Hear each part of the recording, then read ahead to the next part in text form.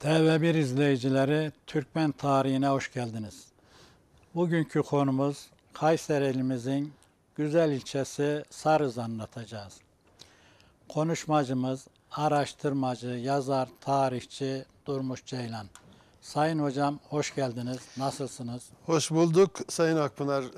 Siz de hoş geldiniz. Hoş bulduk. Teşekkür ediyorum. İyiyiz. Sizler iyisiniz. Allah'a şükür bizler de iyiyiz. Sizleri gördük daha iyi olduk. Evet hocam. Sarız tarihinin eski dönemine ve 1000 yıllık Türk İslam tarihine girişiyle başlayalım. Hocam teşekkür ediyorum. Bu hafta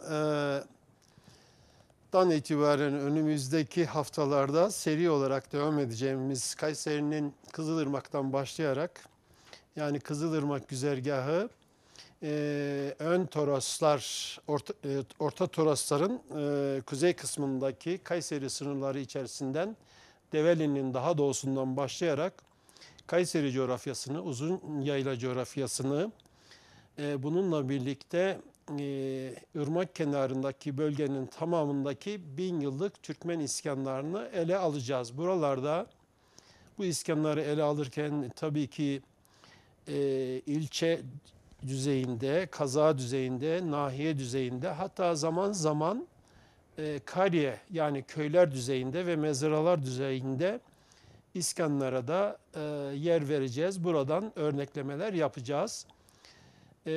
Buradan hareketle ilimizin en uç noktasında yani kuzeydoğu uç noktasında tarihi çok eskilere kadar giden, tarihi 8000 yani milattan önce 6000 yıla kadar devam eden bir Türkmen yurdu olan Sarız'ı ele alacağız. Sarız'ı ihtimal ki 2 bölüm halinde ele alacağız.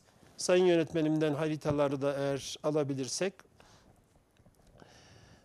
Sayın Akpınar, Sarız yani tarihi itibariyle eski olduğunu söylemiştik. Kadim bir Türk tarihi yapısı da var tabii.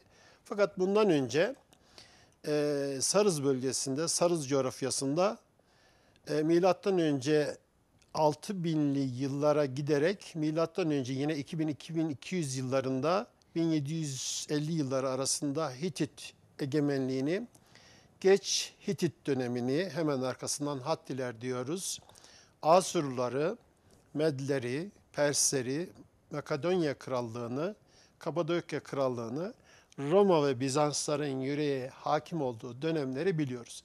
Aslında bu ifadeleri biz her bir ilçemizin, ilimizin tarihini yaparken, başlarken tarihine bu ifadeleri kullanıyoruz. Neden? Çünkü coğrafyamız benzer. Yani Anadolu, diyarı Rum, bizden önce pek çok medeniyete ev sahipliği yaptığı için diyelim ki Kayseri'nin Sarız ilçesini bugün bahsediyoruz. Dün itibariyle Develi'yi bahsetmiştik. Develi'nin tarihini de benzer coğrafya olduğu için, benzer tarihe de sahip olduğu için bu isimleri anıyoruz. TV1 Türkmen tarihi izleyicileri bu açıdan yani et tekrarı ahsen velev ki kâne 180 derler ama evet. biz yine tekrar etmiş olalım. Peki kronik olarak nereye denk geliyor? 300-482 yıllarında Kaserya yani Roma Sasani arasında el değiştirmesi var Sarız yöresinin. Sonra 690-790 yıllarında Arapların Kayseri'yi alması ile, Araplar derken buradaki kastımız Abbasiler döneminden bahsediyoruz. Yani 160 yıl, 300 yıldan da bahsediliyor. Birkaç kayıtta görmüştüm ben. Kayseri uzun süre. Fakat tabii Bizans yani Doğu Roma ile Anadolu'ya hakim olan o zaman Araplar arasında, kabaca Araplar diyelim, Abbasiler arasında bir itiş kakış, bazen onların alması, bazen diğer Abbasilere geçmesi sebebiyle böyle dönemlerde geçmiş. Kaserya ismi yani Kayseri ismi bugün Kayseriye dediğimiz 5 isimden bir tanesi Kayseri'nin, Kayseri sancağımızın eski ifadesiyle yeni ifadesiyle Kayseri ilimizin isimlerinden bir tanesi. İşte bu dönemden kalma. Yani bu dönemde hangi yılları bahsediyoruz? 900 yıllarda Bizans ismini alıyor. Kayseriya ismini alıyor. 950 Kayseri'de Bizans-Ermeni isyan, küçük bir isyan çıkıyor. Anadolu'ya Türklerin gelmesiyle birlikte aslında Avşin Bey'in ilk hareketini, yani 1046 ile 1064 yılları arasında Türklerin Anadolu'ya Pasinler üzerinden giriş ve çıkışını daha önceki bölümlerde Türkmen tarihi izleyicileri hatırlayacaklardır. Yine yöreye yakın olması hesabıyla Maraş coğrafyasının, yani Sarız coğrafyasıyla aynı zamanda komşudur. Bu bölgenin hakimlerinden bir tanesi de Avşin Bey'dir diyebiliriz. Aslında şöyle de sorulabilir.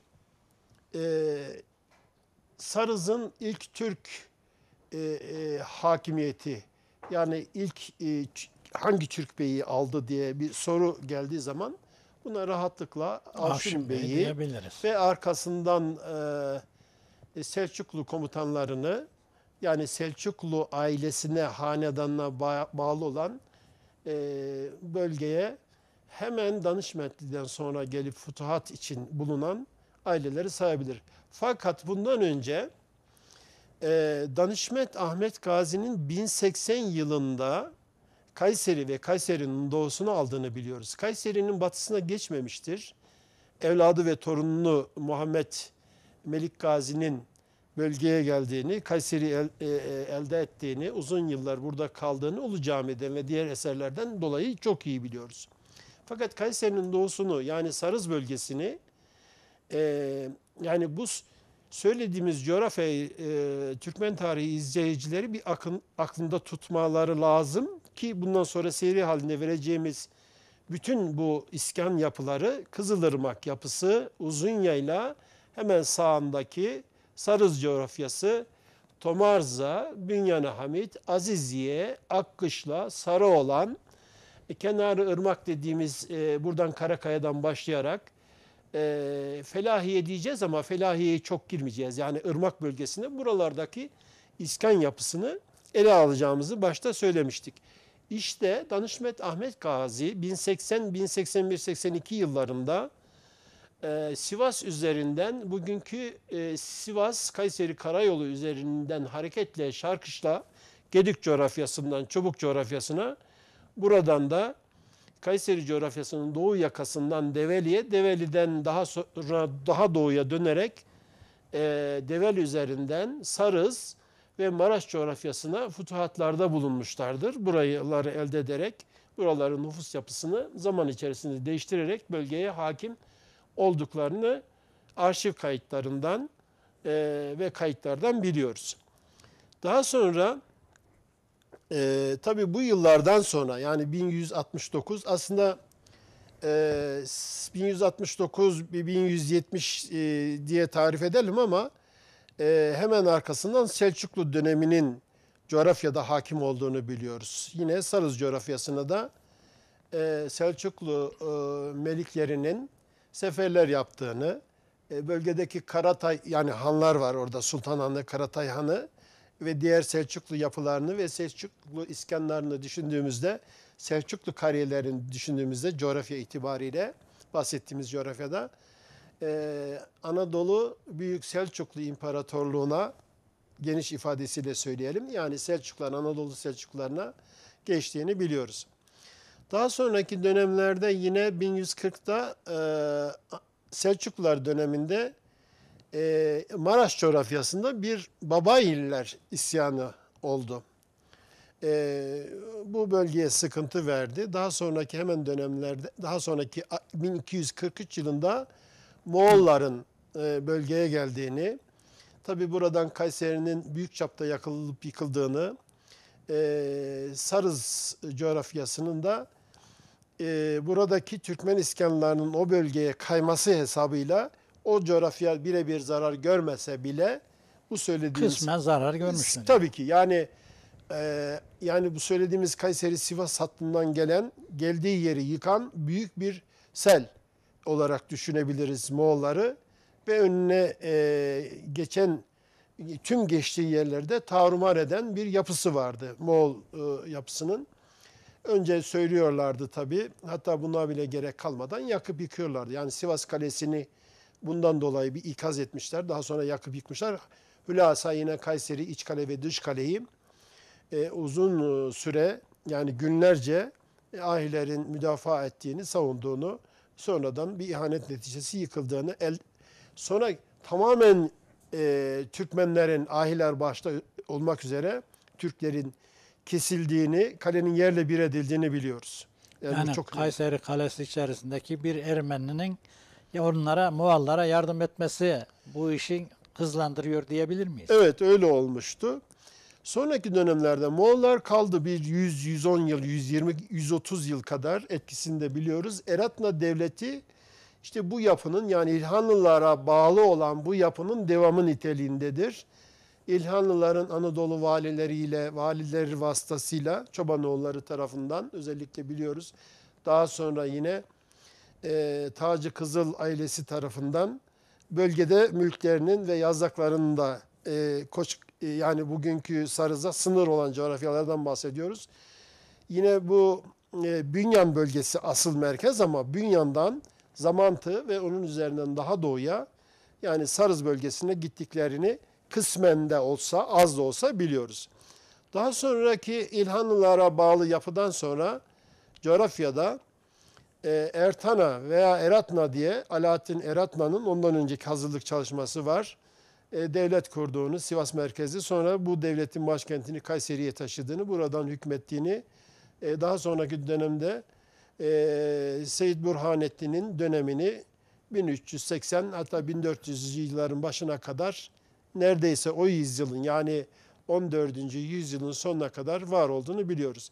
Sonra coğrafyamızda Karamanoğlu Beyliği ile Dulkadirli Beyliği'nin uzun süre mücadelesini, itiş kakışını, Kayseri şehrini aldıklarını, Kayseri'nin doğu coğrafyasında şunu belirtelim hemen, Dulkadirli hakimiyetinin büyük çapta 1380'li yıllardan sonra var olduğunu da düşünürsek, hatta 1365 ilk erken dönemidir. Yani aslında Kayseri'nin doğusu bir Dulkadirli coğrafyasıdır. 1460'lı yıllardan sonra veya bunlardan biraz daha önce Karaman coğrafyasında Karaman Beyliği, Avşar Beyliği'dir. Tekeli Türkmenlerin de var olduğunu biliyoruz içinde. Farsakların yoğun olarak savaşçı olarak bulunduğu bir coğrafya, Karaman coğrafyası. Alaye ile birlikte Alanya, Antalya bölgesinden Konya bölgesine kadar olan coğrafyayı söylüyorum. Bu bölgede uzun süre hakimiyet süren Karamanlılar, Karamanlı Türkmen Beyliği Kayseri'ye Niğde üzerinden, Karahisar Develi üzerinden faaliyetlerde bulunmuşlar. Bu bölge bu iki beyliklerin itiş kakış alanları olmuş. Bu şu açıdan da önemli Sayın Akpınar. Buradaki iskan yapısını ve Türkleşme yapısını düşündüğümüzde, yani hangi boydanız, hangi kabiledeniz, hangi obadanız, biz kimlerdeniz diye düşündüğümüzde, bütün bu tarihsel anlattığım kronolojik yapı, bölgemizde kurulan, yıkılan, birbirlerinin ikamesi şeklinde devam eden bu beyliklerin yapısı, elbette bu beyliklerin içerisindeki, bu kalsın sayın yönetmenim, bunun üzerine biraz konuşalım. Önemli. Burayı kısaca geçeyim. Hemen arkasından Dulkadirli Beyliği ile demin söylemiştim. Sonra Kayseri coğrafyasında ve tüm Anadolu'ya hakim olan 1514-1522 yıllarından sonra Osmanlı'nın hakimiyeti bila kaydı istisna olmak üzere yerleşmiştir. İlhakı da deniliyor bazı tarihçiler, ama her ikisinde kullanılabiliriz. Bu arada hemen bir Baba Zünnü'nün isyanı yine Kayseri'de bastırıldı. Birkaç isyanlar var. Bunlardan Abaza Mehmet Paşa'nın sıkıntısını biliyoruz.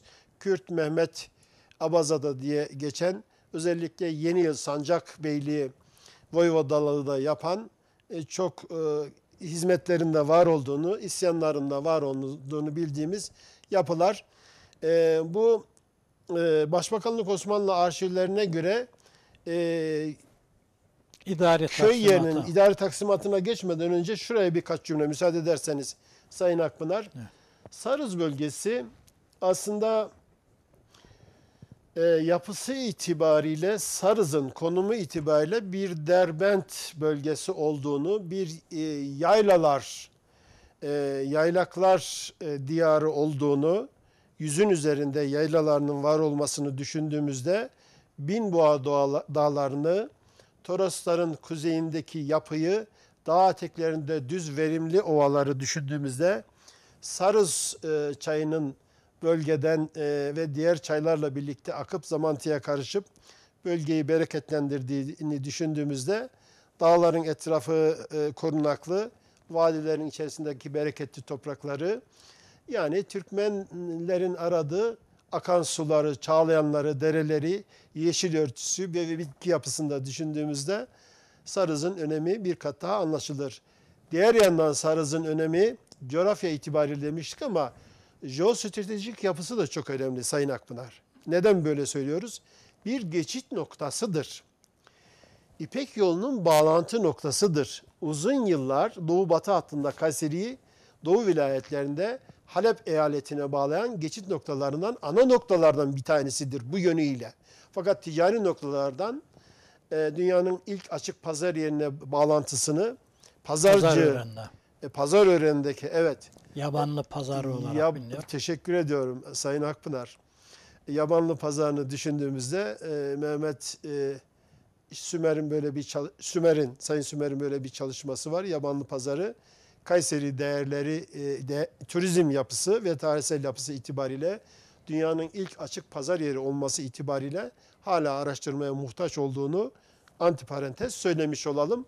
Sarız'ın da buraya Güney ve Güneydoğu coğrafyasına buradan da diğer derbentler ve geçit yollarıyla birlikte Akdeniz'e, Çukurova'ya, buradan Halep vilayetine, Biladüs Şam'a bağlantılarının var olduğunu, orduların seyri sefer içerisinde bulunduğunu, Sarız coğrafyasının altını çizerek bir kez daha belirtmiş olalım. Evet hocam. Başbakanlık Osmanlı arşivlerine göre idari taksimatı. Hocam oraya hemen geleyim. Ben teşekkür ediyorum. Sarız'ın işte bu anlattığımız coğrafyası bu itibariyle görülüyor. Karayolunun kırmızı, diğer tabii sarı olan yer, Sarız'a komşu olan Kayseri Kahramanmaraş şehirler arası evet, yolu. karayolu ilçemiz daha kuzey doğusu ve kuzeyi, yani bize göre güneyi elbette Sarız bağlantı yollarını söylüyor. Diğer haritaları alabiliriz. Onun üzerinde de kısa kısa konuşabiliriz sayın yönetmenim. Hocam idari taksimatlandırma Mehmet Akpınar hocam. Burası çok önemli. Sarızlı kardeşlerimizin buraya dikkat etmesini ben istirham ediyorum. Kağıt kalem alıp notlarını almalarını istiyoruz. Yani Sarız çok kültürlü bir yer. Onu biraz sonra geleceğiz. İlk isimlerden, Başbakanlık Osmanlı arşivlerindeki isimlerden bir tanesi. Evet, Sarız'ın 100 yıl başındaki haritası bu. Ben internetten aldım. Aldığım yeri tam göremedim ama teşekkür ediyorum bu tür çalışmalarda bulunan Sarızlı kardeşlerimiz, dernekler var. Avşar dernekleri var. Yani bu anlamda Sarız avşarlarının kadim köklerine ve boy birliğine, soy birliğine bağlı olması hesabıyla yapmış olduğu çalışmalardan dolayı Sarız halkına, Sarız Türkmenlerine ben buradan bir kez daha teşekkür etmeliyim. Biz de size teşekkür ediyoruz. Sizin nezdinizde Mehmet Akpınar hocam, siz de bir Sarızlı olarak haseten teşekkür etmiş olalım. Köy yerinin idari taksimatları 1865 yılında, ondan önce müsaade ederseniz Sayın Akpınar, buyurun. Sarız coğrafyası bu haritada, deminki gördüğümüz haritada görüldüğü gibi aslında uzun yıllar, yani 100 yılımızın başına kadar Kayseri coğrafyasının içerisinde idari taksimatta bulunmamıştır. Daha çok Sivas, bu Kahramanmaraş, biraz da Adana coğrafyasına daki idari taksimatlandırmalarda bulunmuştur. Bunun sebebi, Sarız'ın önemini bahsetmiştik ama jeostratejik olarak tam 3 noktada. Yani sıcak olan bölgelerle ilintisi var. Daha doğudaki Malatya daha kuzeydeki ve kuzeydoğusundaki Sivas iliyle yakın bağlantısı var. Uzun yıllar hem aşiretlerin seyir seferleri, konar göçer Türkmenlerin hareketlerini düşündüğümüzde Halep Türkmenleri, Çukurova Türkmenleri ve diğer Türkmen bölüklerinin tamamını, Ramazanoğlu ulusunun içerisindeki Türkmenleri, İfrazat-ı Dulkadiriye Türkmenlerinin Çukurova bölgesine inmesi, buraya yerleştirilmesi, Rakka sürgünleri, hatırlarsınız yine sizinle Evet. bir bölüm yapmıştık. Bu Türkmenlerin tekrar Anadolu'nun işlerine, Anadolu'nun kuzeyine, daha doğudaki yaylaklara gidip gelmesi hesabıyla bir kesişme noktasıdır Sarız coğrafyası. Bu yüzden dolayı önemlidir. Buradaki diğer Türkmen bölüklerinin izlerini rahatlıkla ileride geleceğiz oraya. Türkmen aşiretlerinin yapılarını ve nerelere ne kadar iskan olduklarını, Sarız bölgesindeki iskanları düşündüğümüzde buraların tek tek altını çizeceğiz. Sarız 1865 yılında idari taksimat olarak Sayın Akpınar Aziziye'ye, yani Sivas'a, Sivas vilayetine bağlı. Aslında bundan önceki taksimatı nedir? Eyaleti Rum. 1865'ten önce Sarız nereye bağlıydı? Kahramanmaraş sancağına, eyaletine veya kazasına. Kahramanmaraş'ta da Meraş sancağı diye Osmanlı arşivlerinde kayıtlı olan bu coğrafya Elbistan'a yakın olması hesabıyla diğer taraftan Göksun kazası iskan edildiği zaman, ihdas edildiği zaman buraya, daha sonra Tufanbeyli yani Mağara eski ismiyle arşiv kayıtlarından söylemiş olalım, değerli Türkmen tarihi izleyicileri, buralara bağlı olduğunu söylemiş olalım. 1890-1905 yıllarında Aziziye vasıtasıyla Sivas vilayetine salname ile 1890-1905 yıllarında bağlı kaldı. Daha sonra yine kaza merkezi oldu. 1906 yılında 1923-24 yılına kadar Sayın Akpınar Sarız, Aziziye'ye, Sivas vilayetine bir salname ile bağlı kaldı. 1900 yine nahiye merkezi olarak 24-26 yıllarında kısa bir süre ama Aziziye'ye bağlılığını devam ettirdi. 1926-1945 yılına kadar nahiye merkezi olan Sarız ilçemiz Aziziye vasıtasıyla Kayseriye'ye bağlı kaldı. Burası önemli. İlçe oldu. Bir tane daha sonraki dönemlerde, evet, 1945-46'da yine bir kararla onu önümüzdeki şeylerde söyleyeceğiz. Kaza merkezi olarak 1946'da Sarız Kayseri'ye, Sivas'ı da bırakarak Kayseri vilayet olduktan sonra vilayetler kanunu gereği Kayseri'ye bağlı oldu. Peki bu köy yeri, yani Sarız'ın eski bağlantısı, bir de Sarız'ın 1881, 1906, 1906 köy yeri ismiyle Osmanlı arşivlerinde Osmanlı harfleriyle yazılı olduğunu, evet, burada haritamız değişti. Burası Kayseriye sancağının bize göre sağ alt tarafında Sarız, yani köy yeri coğrafyasının, büyütme imkanı varsa büyütelim, yoksa böylece kalabilir. Sarız coğrafyasını görüyoruz. Yine orada orta noktada bir yerde Tuz Gölü, Kayseriye sancağının merkezi Kayseri ili, yani bugün. Onun hemen güneyinde haritaya göre biraz bize göre alt kısmında Erciyes coğrafyasındaki Erciyes eteklerinde Cebeli Erciyes diye Osmanlı arşivlerinde kayıtlarını gördüğümüz iskanları görüyoruz. Osmanlı haritası 1865'lerden sonra 1900'lere gelene kadar Osmanlıca olarak benzeri haritalar Başbakanlık Osmanlı arşivlerinde var olduğunu söyleyelim. Sarız'la ilgili daha ziyade Maraş Sancağı haritalarını daha detaylı olarak köy yeri haritasını görebiliriz. Bunu değiştirebiliriz sayın yönetmenim. Şimdi Sayın Akpınar, buraya da kısaca geçelim. Yani Sarız 1881-88 Haçin. Haçin neresi? Tufanbeyli. Tufanbeyli. Mağara diğer ismiyle. Tufanbeyli'ne Tufanbeyli'nin yani mağaranın diğer ismi Tufanbeyli. Haçin mağara olarak isimleri değişik zamanlarda var. Tufanbeyli'ye bağlandı. Ne kadar süreyle? 88'e kadar, çok fazla uzun değil, bir 7-8 yıl kadar Adana vilayetine bir sallameli. Yani vilayeti Adana, kazası, Kozan ve Haçin.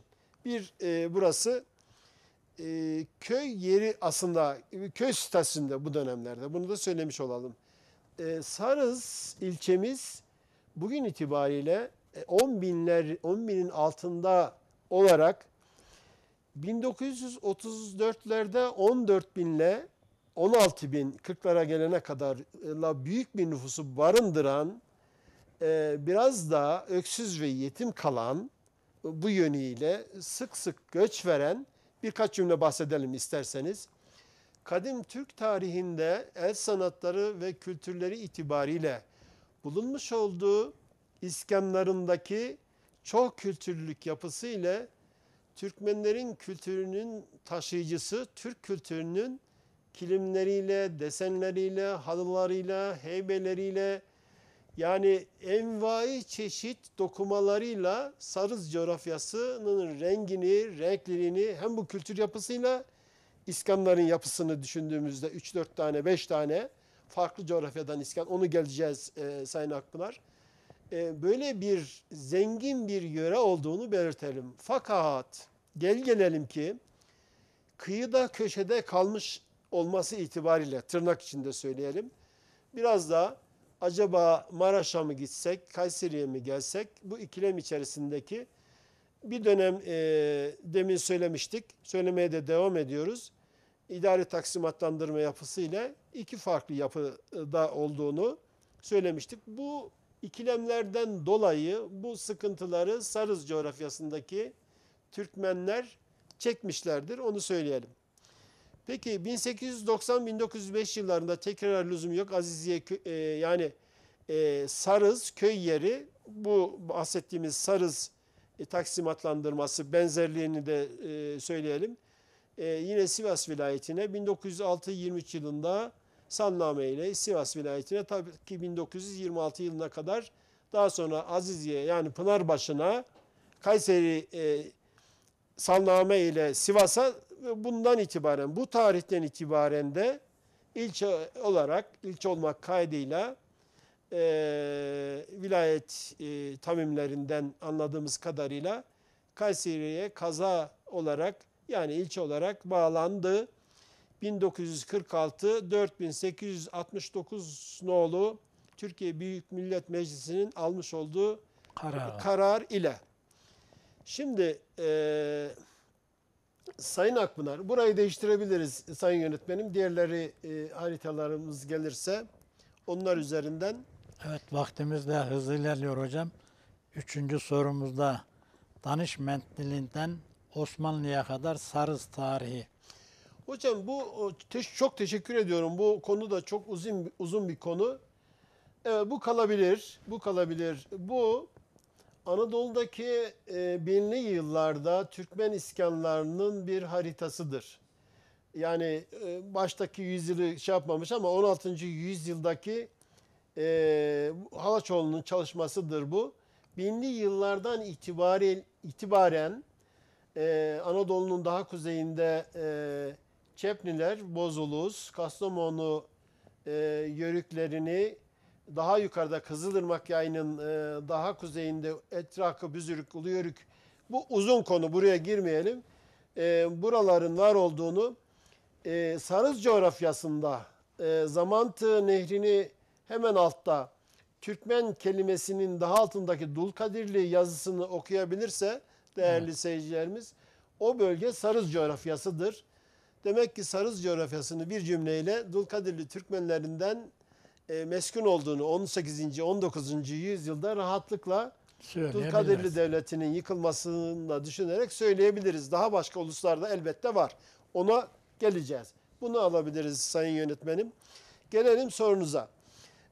Sayın Akpınar, tabii Anadolu kapısı Türklere açıldıktan sonra kurulan devletlerle birlikte, yani sayalım, Danişmentli Devleti, bölgeye ilk hakim olan Danişment Ahmet Gazi olduğunu söylemiştik başta. Evet.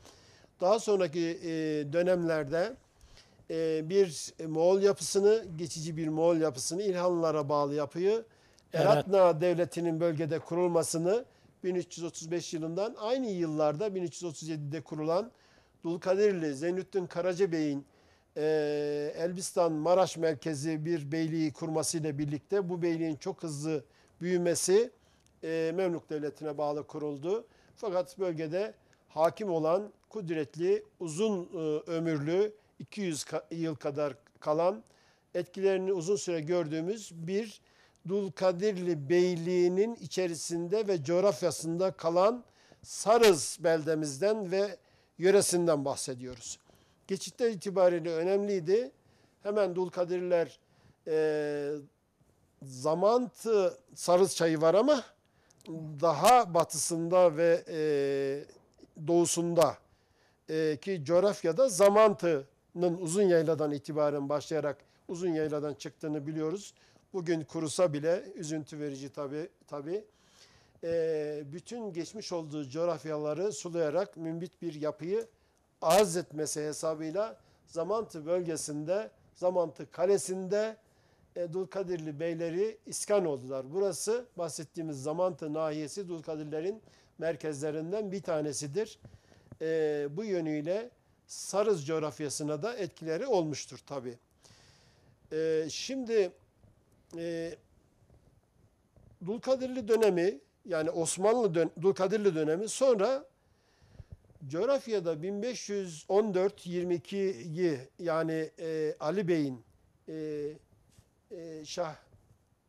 yani o 7 yıllık dönemde Dulkadirli Şehzadesi Ali Bey'in bölgedeki sancaklara hükmettiğini, dolayısıyla Sarız karyesinde bu hükümranlık içerisinde kaldığını, Maraş sancağı, Kayseri sancağı, Bozok sancağı, Sivas sancağı, Kırşehir sancaklarını hükmeden Ali Bey yine Sarız bölgesine de hükmetti. Söylediğimiz gibi atalarının bir kısmı da Sarız Kalesi'nde ve bölgedeki 12-13 köyü kurduğunu, iskan olduğunu, daha sonra bu bölüklerin Osmanlı'nın iskan politikası sebebiyle daha kuzeye yayıldığını, Kenarırmak bölgesine, Bozok Sancağı'na, hatta Tokat ve Amasya coğrafyalarına Dulkadirli Türkmenlerinin iskan olduğunu, daha batıya Kırşehir Sancağı'na kadar, Ankara Sancağı'na kadar, Kızılırmak Yayı'nın orta hattından doğu hattına kadar bütün bölgelerde Dulkadirlerin iskan olduğunu düşünürsek, Sarız coğrafyası bu ve Zamantı, yani Sarız Zamantı arasındaki coğrafyanın öneminden bahsediyoruz. Bu coğrafyaların önemini bir kat daha anlamış olacağız. Şimdi Sayın Akpınar, bu arada Osmanlı'dan sonraki, yani 1522 yılından sonra hemen tabii bu nereye bağlıydı? Maraş eyaletine bağlı. Daha sonraki uzun sürede Sivas sancağına bağlı, 1860'larda ihdas edilen Aziziye kazasıyla birlikte, fakat bundan önceki dönemlerde Sivas sancağına bağlı, kısmen Bozok sancağı etkili ama Zamantı nahiyesine bağlı olan bu coğrafyada Türkmen iskanlarının bazen mecburi iskanlarla, bazen de konar göçerlerin bu bölgeyi boşaltması, tekrar bölgeyi abat etmesi ve şenlendirmesi amacıyla yapılan iskanlarla birlikte Sarız coğrafyasında iskanların var olduğunu görüyoruz. Köy yeri veya Sarız adı, isterseniz bir cümleyle Sayın Akpınar, Sarız adının nereden geldiğini ve Sarız isminin birkaç cümleyle oraya Evet, şimdi Sarız'da sulak yer olduğu için bölge sarı çiçeklerin bol olmasından dolayı sarı özlemişler. Zamanla bu Sarız olmuş. Yani önceki ismi köy yeri anlattığınız gibi. Evet. Yani Sarız ismi o şekilde isim verilmiş.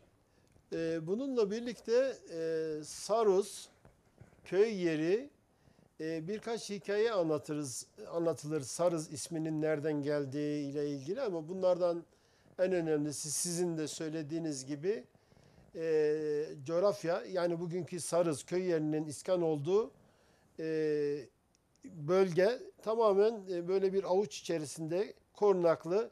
Arka taraftaki Binbova Dağları'nda düşündüğümüzde diğer dağlar da var. Siz bilirsiniz coğrafyadaki bu yükseltileri. Korunaklı bir bölgede sulak, mümbit bir yöreden bahsediyoruz. Buradaki akan sulardan dolayı sarı çiçeklerle de mülhem olarak, sarı çiçeklerle de birlikte sarı öz, sarı çiçekli öz. Bu zamanla kısaltılarak, kelimeleri düşerek pek çok iskan yerindeki en son iskan alanının ana yapısında düşündüğümüzde Türklerin kelimeleri biraz daha kısaltarak, eksilterek söylediğini de düşündüğümüzde Sarız olarak en son Cumhuriyet tarihi itibariyle kayıtlara geçmiştir. Fakat Cumhuriyet tarihine kadar şunu bilelim, Sarız ismi kullanılmamıştır. Yani söylediğimiz Saruz, Osmanlı arşivlerinde bir tane emirname var. Padişahın iskanlarla ilgili göndermiş olduğu fermanlardan bir tanesini ben okuduğumda Saruz isminin yani Osmanlı'nın son döneminde kullanıldığını biliyoruz. Yani özellikle 19. yüzyılın son çeyreğinde bu ifadeler, Saruz ifadesi kullanılıyor bu bölgeye. Tabii Sarız'ın bir yöneticisi, daha sonraki dönemlerde söylediğimiz idari taksimatlandırma ile ilgili olarak bir kadısı, bir kayım makamı olacaktır, olmuştur. Ama daha önceki dönemlerde buralar sancaklara bağlı olarak zaman zaman sancak beyleri tarafından, hatta voyvodalar tarafından, aşiret beylerinde o yönetim sisteminde düşündüğümüzde iskan olduklarını söyleyebiliriz. Evet hocam, Osmanlı Dulkadirli dönemi Sarız. Hocam Sarız'da Osmanlı'dan önce Dulkadirli dönemlerini kısaca söylemiştik. Yavuz Sultan Selim'in 1514 Çaldıran zaferinin hemen akabinde dönüş sırasında burayı birkaç cümleyle söyleyelim. Daha önceki hatırlatmalarda ana hatlarıyla söylemiştik ama Türkmen tarihi izleyicilerimizin hatırında kalması için veya Sarızlı değerli Türkmenlerin, Alaaddin Bozkurt Bey, Dulkadirli Bey'i en son beylerinden birisidir. Hatta en son beyidir bir tarife göre. Alaaddin üzerine yürüyüp 1515 Turna Dağı Savaşı ile birlikte beyliğin sona ermesi, Alaaddin Bozkurt Bey'in çok olumsuz bir şekilde öldürülmesiyle birlikte bölge yeğeni olan Ali Bey'e geçmiştir. Bu söylediğimiz 5 sancağın tamamı da Kayseri başta olmak üzere Ali Bey'in yönetimine 1522 yılına kadar verilmiştir. 1522-23 yılında bir tahrirat yapılmıştır. Tahrir yapılmıştır yani. 1529'da 31'de bölgenin bir tane daha tahrir yapıldığını, buradaki Türkmenlerin iskan yapısını biz biliyoruz. Konuya oraya geçmeden önce yine Osmanlı'ya dahil edilen 16. yüzyıldan itibaren Başbakanlık Osmanlı arşivlerinde, tahrir defterlerinde Elbistan kazası Hurman nahiyesine bağlı olduğunu daha önce söylemiştik ama burada biraz daha detay vererek 1861 yılında teşkil edilen Aziziye kazasına bağlı nahiye olarak devam eden zaman yolculuğuna, tarihsel zaman yolculuğuna Sarız ilçemiz köy yeri ismiyle arşivlerde sık sık zikredildiğini, 1870 Sivas salnamesinde köy yeri nahiyesi olduğunu, Nahiye Müdürü Halil Ağa tarafından, Halil Ağa kim? Halil Bey. Çerkez diyorum, çok pardon. Affedersiniz. Avşar beylerinden, Recep Bey'in evlatlarından, torunlarından da diyebiliriz. Halil Bey'dir bu. Buranın yönetimi, Uzunyayladaki Türk, yani aşiretlerin yönetimi, Türkmen aşiretlerinin, Türkmen obalarının yönetimi daha ziyade voyvodalar veya şöyle diyebiliriz, Türkmen beyleri veya daha aşağıda beyler var ama daha aşağı iskan alanlarında nahiyelerin altında, yani kariyelerde, köylerden bahsediyorum. Fakat bir de etrafta, coğrafyada Sarız yöresiyle birlikte diyelim ki Azizye coğrafyasındaki avşarların yönetimini düşündüğümüzde işte burada Türkmen beyleri kudretli, bölgesine hakim, aşiretine hakim, bölgedeki vergileri toplayan, devletle olan ilişkileri sürdüren büyük Türkmen beylerine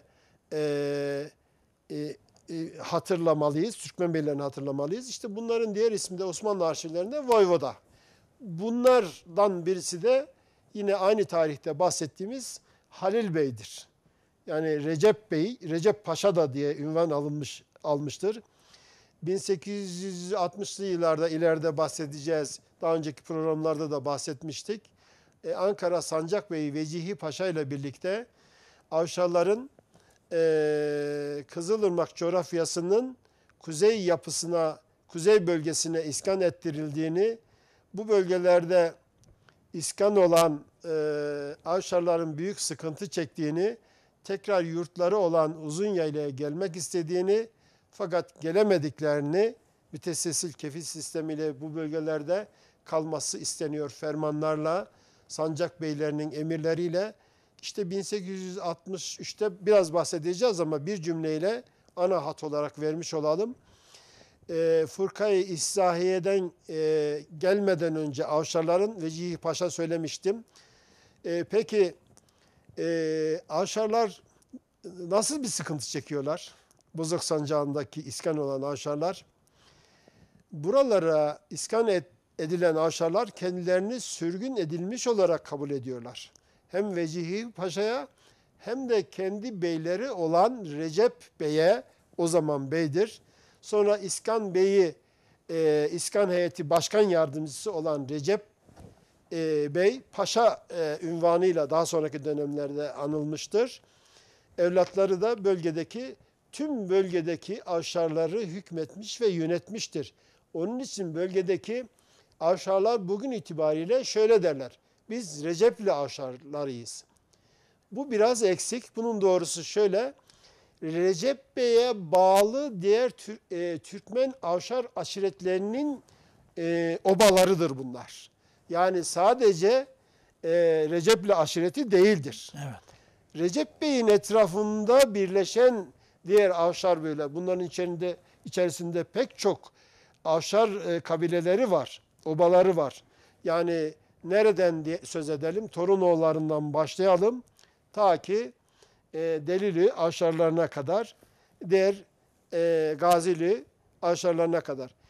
Son 5 dakikamız hocam, toparlayalım. Toparlayalım hocam. Bozok'ta iskan edilen avşarlar vergi tahsil edilmeye karşı çıkmış, vergi tahsil edilememiş, mümkün olmayınca da altlarına bindikleri atlara el konulmuş ve satılmıştır. Peki avşarlar ne demiş? Dadaloğlu'nun diliyle: bütün iskan oldu avşarlar Kürtler, yürekten mi çıkar ol acı dertler? Mezada döküldü boynu uzun atlar, at vermemiz iskanlıktan zor oldu diyor avşar beylerinden de olan Dadaloğlu. Bizi Çünkü izlediğiniz için müsaade ederseniz at, avrat, silah yani Türk insanının şerefidir, evet, onurudur. bunu hemen hatırlattığınız için bir cümleyle söyleyelim. Dadaloğlu'na göre tamamlamış olalım Sayın Akpınar. Avşarların yiğitliği artık bu fermanla birlikte gitti. Fermana kurban oldu. Çünkü namları var olan avşarların, atların satılmasıyla boşa düştü. Yine atı tarif edelim. At yiğidin yoldaşı, kanadı ve kardeşidir. Anadolu'ya getirdiğimiz Türk medeniyeti, Türkmen medeniyeti at sırtında gelmiştir. Bizi izlediğiniz için hocam bu programda birlikte olduk. Hem size teşekkür ediyorum ben. Diğer bölümleri yine Sarız bölgesindeki diğer bölümde İskanları ele alacağız. Sarızlı Türkmenlere selam ediyor, teşekkür ediyor. İyi günler diliyorum. Biz de sizlere hocam verdiğiniz bilgilerden dolayı teşekkür ediyoruz. Biz de şiirle kapatalım. Bestami Yazgan, bu benim şiirimi herkes okuyabilir diyor. Bunda sıkıntı yok. Terk eyledik telaşı diyen güzel bir şiir. Ateş verin ocağa, yanar makbul oluruz. Tohum gibi toprağa, düşer mahsul oluruz. Terk eyledik telaşı, çatlasın sabır taşı, seferde gönül aşı, zaferde çul oluruz. Yerleşir oklar yaya, meydan başlar halaya, zalime yalçın kaya, mazluma tül oluruz. Yürekler dinginiyiz, denizler enginiyiz, muhabbet zenginiyiz, sanma yoksul oluruz. Bal eyler cümle zehri, akıyor sevgi nehri. Gün gelir dünya şehri, gül İstanbul oluruz. Toplanıp gelsin gece, boyun eğmeyiz güce. Bu alemde sadece Allah'a kul oluruz. Sayın TV1 izleyicileri, bir sonraki Türkmen tarihinde buluşmak dileğiyle güçlü, ileri, mutlu Türkiye'de barış, huzur, mutluluk içinde yaşamak dilek ve temennisiyle hoşça kalın, dostça kalın, hayırlı günler.